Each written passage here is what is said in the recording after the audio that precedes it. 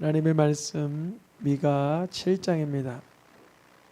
7장 7절, 8절 두 절의 말씀을 나누어서 읽겠습니다.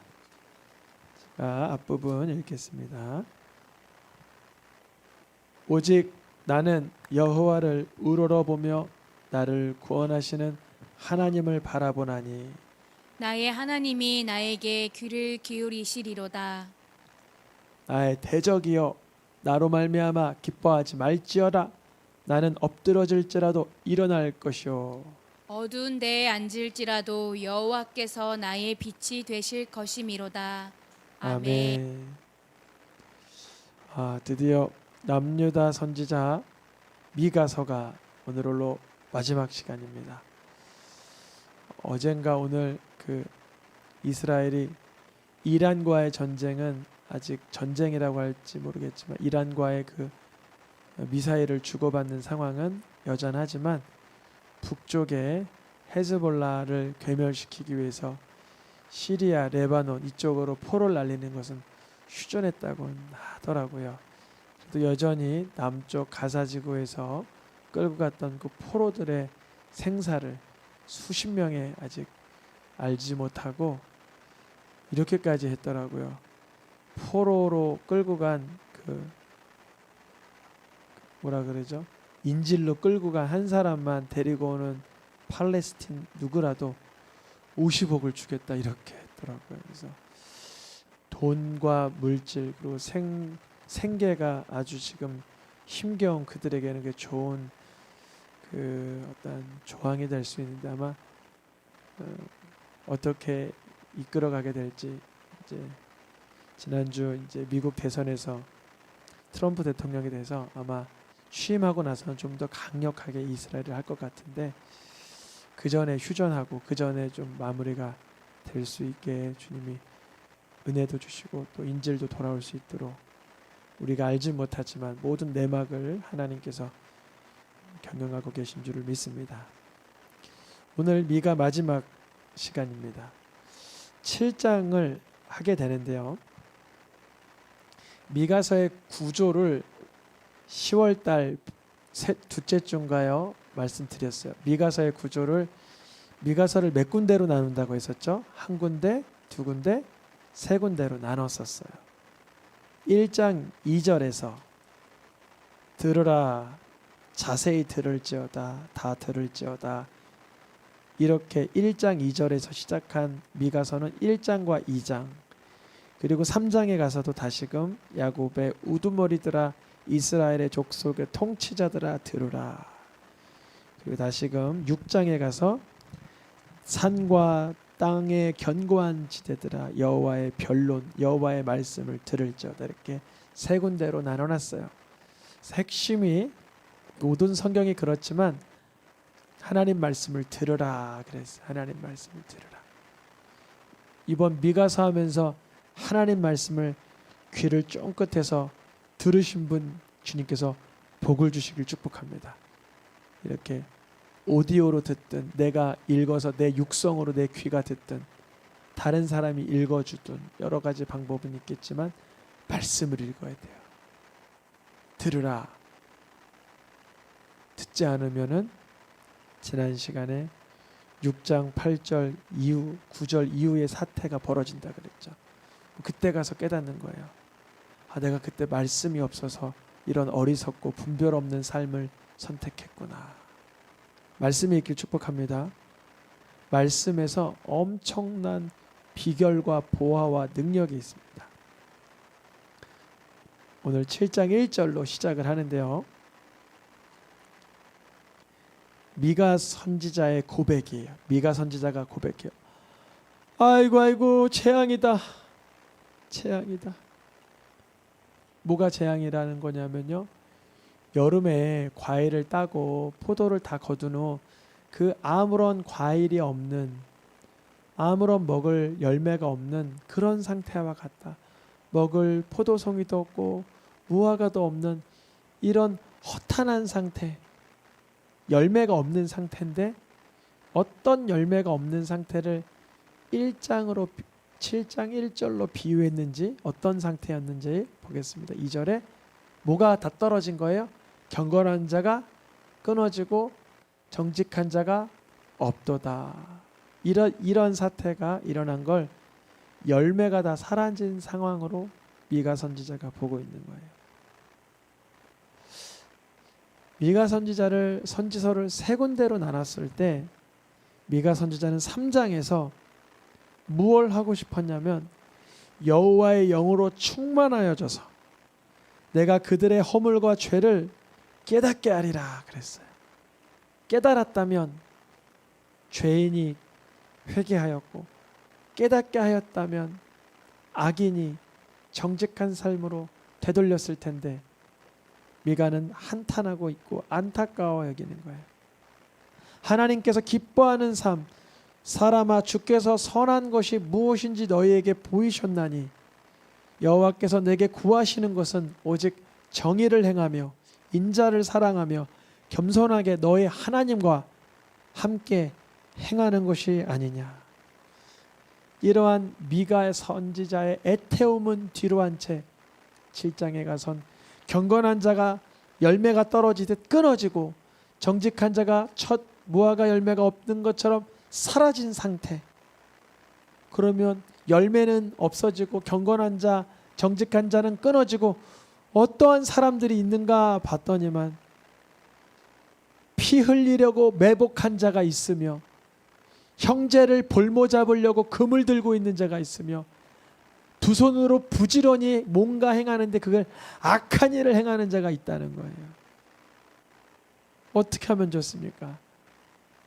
우리의 삶 속에 하나님의 말씀을 듣고 피 흘리려는 우리의 의욕을 회개하길 축복하고 그물로 형제를 잡으려는 그 동기를 회개하길 축복하며 악으로 부지런히 두 손으로 악을 부지런히 행하던 삶을 청산할 수 있기를 축복합니다. 주님이 보시는 거예요. 이 나라 이 민족 가운데 혹시 경건한 자가 있나? 혹시 정직한 자가 있나? 언제나 주님은 찾으시는데요.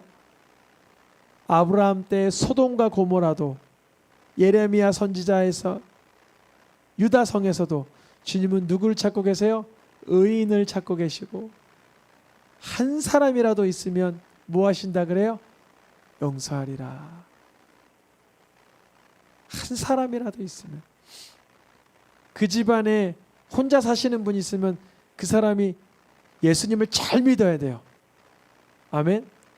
둘이 사시는 분이 있으면 둘 중에 한 사람이라도 잘 믿어야 돼요. 셋이 사는 분이 있으면 셋 중에서 한 사람이라도 예수님을 잘 믿어야 돼요. 안 그러면요 예수님을 믿는다고 생각만 하고 있지 풍지박산 날 수도 있어요. 왜 그럴까요? 사실 예수님을 믿었던 게 아닐 수도 있다는 거죠. 내가 예수님을 믿는가? 그래서 경건함과 정직함과 하나님을 경외함을 사모하는가? 돌아볼 수 있길 축복합니다. 첫사람 아담은 아담과 하와 둘 다 하나님의 말씀을 잊어버린 관계로 둘 다 에덴 동산에서 방출받았죠.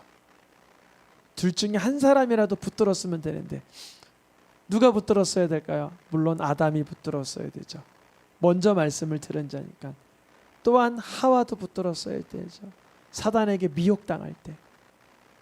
그러나 모든 인생 가운데 한 사람도 주의 말씀을 완벽히 순종할 수는 없었지만 모든 것을 순종하신 분이 계시니 누구죠? 예수 그리스도이십니다. 예수님은 모든 사람이 순종하지 않은 순간 아담도 순종하지 않은 순간이 있었고 다윗도 순종하지 않은 순간이 있었고 다윗 한 사람으로 인해서 얼마나 많은 남유다 백성들이 이스라엘 백성들이 그 전염병으로 7만 명인가 죽지 않았습니까? 그러나 예수님의 순종하심으로 그분의 핏값만 생각한다면 그분의 핏값만 바라본다면 우리는 의인이 되는 줄 믿습니다. 미가 선지자의 이 시대 때 열매가 우수수 떨어지는 것처럼 정직한 자, 경건한 자는 찾을 수가 없었고 오히려 불의한 자, 악독한 자가 넘실댔는데 그 순간 지도자와 재판관과 권세자들은 무엇하고 있었나? 미가 선지서가 말하기를 지도자와 재판관은 뭐하고 있었어요? 어떻게 하면 내가 뇌물을 받을 수 있을까? 그러고 있었어요. 권세자는 뭐라고 있었어요? 욕심을 표현하고 있었어요. 그 시대의 가장 선한 자, 야, 저 사람 선해. 근데 어떤 스타일이에요? 가시 같은 스타일. 그 당시에 가장 정직한 자라도 찔레 울타리보다 더한 상태가 선한 자라고 사람들에게 칭송받던 시대였어요. 그러니까 얼마나 시대가 암울했는지 알 수 있겠죠. 이때는 악한 자라도 서로 뭐했어요? 결합을 했어요. 지도자가 뇌물 구하고 재판관도 뇌물 구하고 권세자가 욕심을 말하는데 자기네 욕심과 뇌물 구함이 그게 한 통속이 될 수 있으면 서로 결합을 했어요. 마치 예수님을 죽이던 그날 같이요. 예수님을 죽이던 그날도 헤롯과 빌라도가 원래는 원수였으나 그날만큼은 서로 뭐가 됐어요? 친구가 되니라. 그날만큼은 서로 결합을 했어요.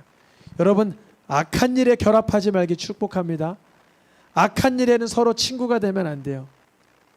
악한 일에는 거기에다가 분별력을 가질 수 있어야 돼요. 하나님 기뻐하지 않는 것을 분별할 수 있길 축복합니다. 하나님 기뻐하는 게 뭔지도 모르는 이 남유다 말미에 미가 선지자를 통하여 많은 자들은 죄를 짓고 있을 때 미가 선지자가 종말의 날, 멸망의 날, 심판의 날을 말합니다. 파수꾼들의 날. 여러분, 전쟁 났어요. 큰일 났어요. 형벌이 임할 거예요. 라고 말하는 날, 이제 요란한 그때가 임합니다.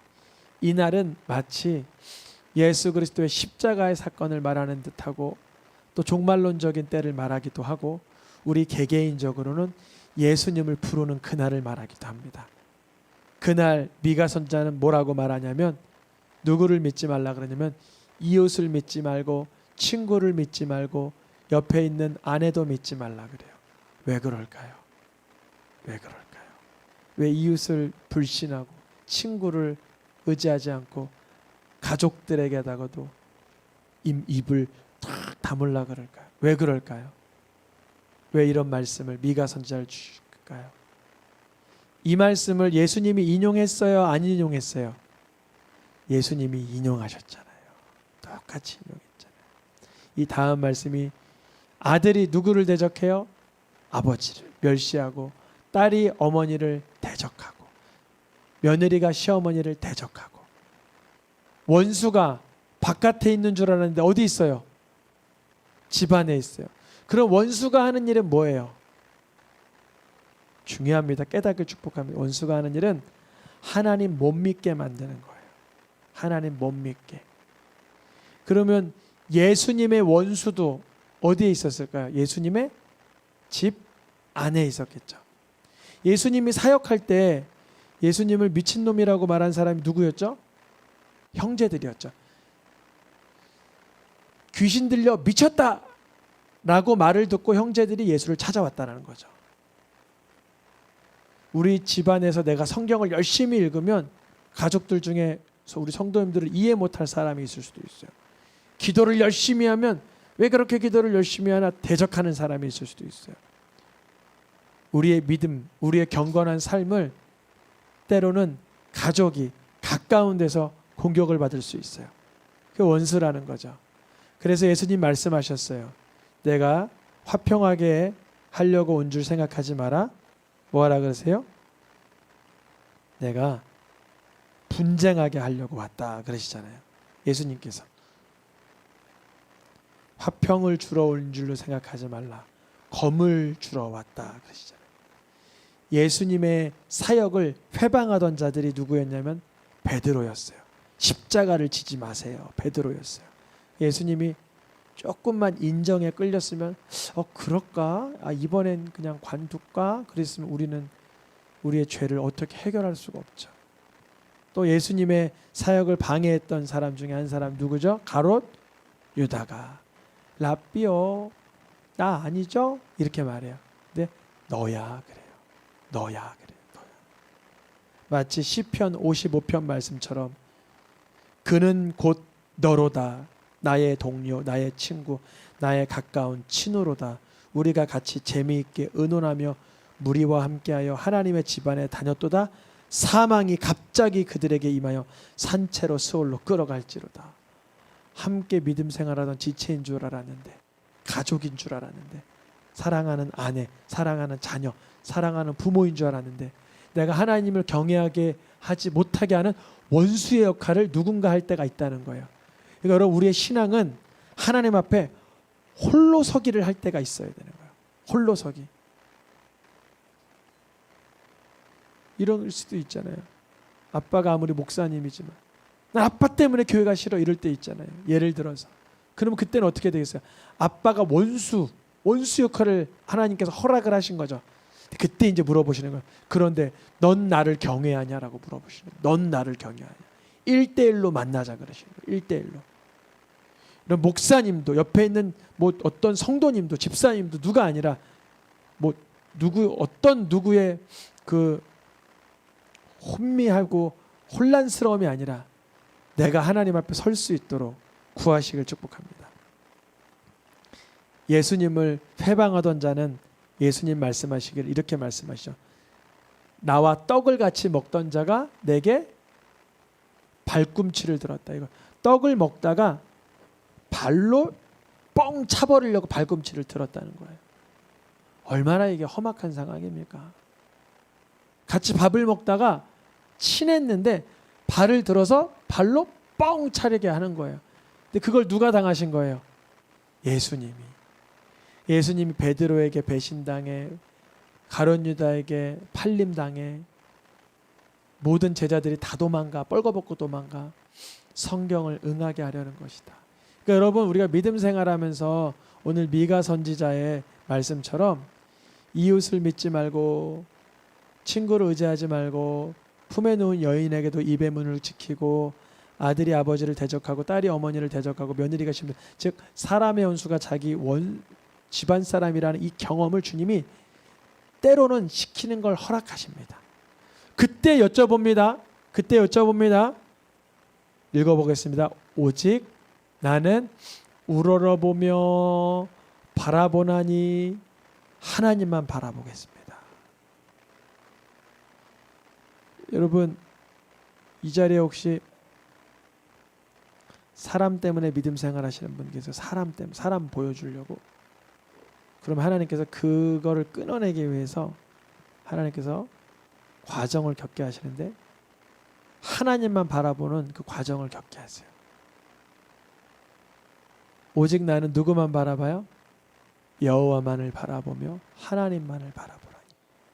이 말씀을 읽을 때 누가 떠올라요? 오직 예수 그리스도. 예수님은 십자가에서 하나님만 바라보시며 끝까지 자기를 팔아넘긴 제자들 부인하고 배신하고 도망갔던 이들을 돌아보며 주님, 저 군병들을 용서해 주시고 어머니 아들입니다 하면서 요한에게는 어머니를 맡기고 끝까지 하나님만 바라보며 하나님이 기뻐하는 삶으로 살아내신 예수님은 어떠한 순간에도 다시 일으키시고 빛 대신 하나님만을 바라보신 거예요. 그러니까 미가 선지자에 나온 베들레헴 예언뿐 아니라 이 모든 군데군데 적힌 하나님의 사람의 이 태도와 행동은 예수님의 삶을 내비쳐주고 있는 것입니다. 이제 7장 9절에서는 미가 선지자의 고백이죠. 미가 선지자가 이렇게 자기도 알지 못하게 메시아적인 예언을 하다가 그렇죠. 하나님, 나도 하나님께 범죄한 게 있으니까 나도 진노를 받겠죠. 그러는 거예요. 미가가. 내가 하나님께 뭐 했으니까요? 범죄한 게 있으니까 나도 진노를 당하겠죠. 그래서 여기 중요합니다. 그런데 주님은 범죄한 나를 위하여 뭐 하신대요? 주님이 논쟁하시고 주께서 나를 위하여 뭐 하시고 심판하시고 결국은 내가 범죄했지만 나를 위하여 논쟁하시고 심판하시곤 주님이 나를 패망시키거나 멸망시키는 것이 아니라 광명에 이르게 하시리니 내가 그분의 공의를 보리로다. 그분의 공의가 누구세요? 바로 예수님. 미가 선지자는 어렴풋이 자기가 범죄한 걸 깨닫고 하나님은 이러한 죄 지은 나를 버리지 않고 어떻게 하든 구원하실 것을 세밀하게 엿볼 수가 있었던 것이에요. 이제 미가 선지자는 당당하게 선포할 수 있어요. 이제 너 하나님은 어디 있는데 이렇게 조용해? 약 올리고 조롱하던 사람들 앞에서 하나님이 내가 광명한 빛으로 나오게 하실 것이니 나의 대적은 그 앞에 부끄러워하게 되며 오히려 하나님을 업신여기고 하나님이 어디 있어? 라고 말하던 자들은 길거리에 진흙같이 밟히리로다. 소금이 맛을 잃으면 사람에게 밟힐 뿐이죠. 하나님의 말씀을 들으라 들으라 들으라 1장과 3장과 6장에서 언급하여 그 말씀대로 사는 사람은 하나님께서 빛 가운데로 내비쳐 주시지만 하나님의 말씀을 들으라 들으라 들으라 하여도 듣지 아니하고 하나님 보시기에 안타까운 인생을 사는 사람은 결국 맛을 잃은 소금처럼 진흙같이 밟히게 되는 것이죠. 하나님께서는 우리의 삶 속에서 하나님을 신뢰하고 기대하는지를 보십니다. 하나님을 의지하고 하나님 앞에 회개함으로 나아가는지 지켜보십니다. 오늘 미가 선지자는 하나님 앞에 이렇게 간구합니다. 주님, 이제 주님의 백성들을 먹이시고 다시 한번 돌보아 주시옵소서. 애굽 땅에서 나오던 때에 여러 가지 기적을 통해서 구원하셨잖아요. 홍해를 가르시고 만나와 메추라기를 주시고 구름 기둥과 불 기둥을 주시고 쓴물을 단물로 바꿔주시고 반석에서 물이 나게 하시고 병들 때 노뱀을 바라보니 낫게 하시고 원수들을 우리가 기도함으로 이기게 하시고 수많은 이적을 보인 것처럼 이제 다시금 주님의 구원과 기적이 일어나게 하여 주시옵소서 구하게 됩니다. 미가 선지자는 또한 하나님 앞에 하나님의 인자하심과 은혜를 찬양합니다. 주님은 어떠한 하나님인가 읽어보겠습니다. 주께서는 죄악과 그 기업에 남은 자의 허물을 뭐하시며 사유하시며, 사유한다는 게 뭐예요? 용서하시며 인애를 인자한 마음을 사랑으로 기뻐하심으로 진노를 품는 분이 아니십니다. 이것이 미가 선지자의 마지막 18절로 20절의 내용입니다. 주님이 어떠한 하나님인가? 용서하시는 하나님이다. 자비로운 하나님이시다. 여러 선지서마다 마지막 부분, 예레미야도 그렇고 호세아도 그렇고 오늘 미가 선지자도 그렇고 여러 선지자들은 선지서의 마무리를 하나님의 용서로 귀결시킵니다. 예레미야도 이렇게 말하죠. 이스라엘의 죄, 유다의 죄 찾지도 못할 걸 이유는 하나님이 용서하기 때문에 그렇지. 미가 선지자는 더 나아가 우리의 죄악을 하나님께서 어떻게 하신다 그래요? 발로 밟으시고 우리의 죄덩어리를 깊은 바다에 던지실 것이다 그래요. 마치 오늘 눈이 이렇게 많이 왔는데 이사야 선지자의 고백처럼 흰눈보다 더이게 주홍 같은 진홍보다 더 붉은 우리의 죄를 흰눈보다 더이게 하실 것이다. 도대체 어떻게 하실 것인가? 짐승제사로도 그게 쉽지가 않았는데 어떻게 하실 것인가? 하나님 자신이 육신이 되어서 이 땅에 오시어 자기의 피로써 그렇게 하신 것이죠. 그래서 주님은 야곱에게, 즉 야곱은 다른 말로 이스라엘에게 성실하시며 아브라함에게 인애를 더하시리라. 그러면 야곱과 아브라함이면 우리랑 관계가 없는 것인가? 오늘의 마지막 말씀, 야곱의 이름은 이스라엘인데 그 이스라엘, 표면적인 유대인, 표면적인 이스라엘이 유대인이 아니요 이면적 유대인, 이면적이 뭐예요? 내면에 하나님을 경외하는 자들이 하나님의 백성들이다. 아브라함 자손, 어떠한 자가 아브라함 자손이에요? 나는 그리스도의 것입니다. 예수님의 소유입니다. 라고 말하는 자가 아브라함의 자손이니 곧 아브라함에게 인애를 더하신 하나님의 그 인애와 성실을 누릴 자들이다 라는 것입니다. 오늘 미가 선지자 7장까지 마쳤는데요. 미가 선지자를 우리 성도님들 다시 한번 개별적으로 읽으시면 이제 조금은 그전보다는 와닿는 말씀이 있을 것 같아요. 우리 하나님의 말씀을 통해서 죄를 깨닫고 예수님을 신뢰할 수 있기를 축복합니다.